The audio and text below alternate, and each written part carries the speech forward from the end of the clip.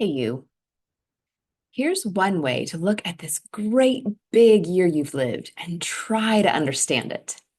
Ask yourself, what is the question that I've been living inside this year, even if I'm only just now seeing it? The poet Rilke said, try to love the questions themselves. Don't search for the answers, which could not be given to you now, because you would not be able to live them. And the point is to live everything. Live the questions now, and perhaps then someday far in the future, you will gradually, without even noticing it, live your way into the answer. I love that. It's not so much that you need an answer to orient your life, but what if instead you lived inside a question that really made living worthwhile?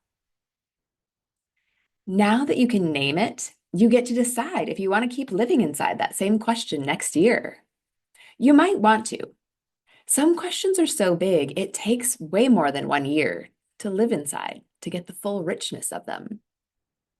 Or maybe you'll realize the question you've been living inside is too small, or you've outgrown it, or maybe the question you've been living inside just doesn't fit anymore.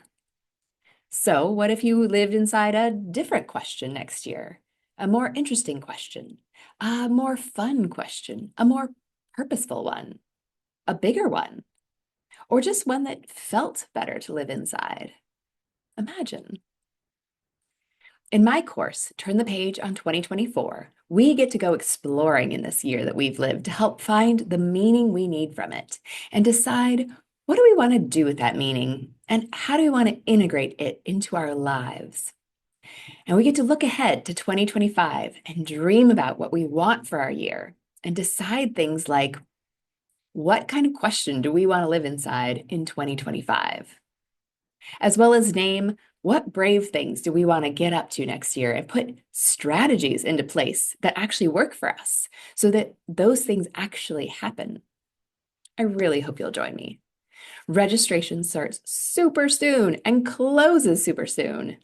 We start Thursday, December 12th, in a live session where we kick off the look back process to find the meaning, to find healing, to figure out exactly what questions were we living inside this year. We meet again Thursday, December 19th, to explore the integration opportunity where we get to figure out, okay, so now what? What do I want to do with all that meaning that I found? And we take time to linger over this step because it really is the catalyst to creating the year ahead. We get to decide what we want to keep, what we want to leave behind, what we want to do differently. We also savor the holidays and just honor the fact that people might be traveling or busy with holiday things. So I host an optional office hour on Thursday, January 2nd to officially welcome the new year together. And then January 9th, we jump in. We meet again to kick off the look ahead and name what do we want for next year? And what big and little dreams do we want to see fulfilled in 2025?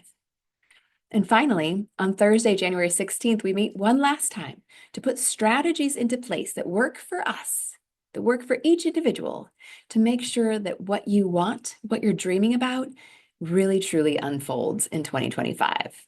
And we also do some celebrating of the big journey that we've been on together. I hope you can join. And if you aren't able to join the live sessions, I still want you to sign up. You'll receive all the recordings and the workbooks.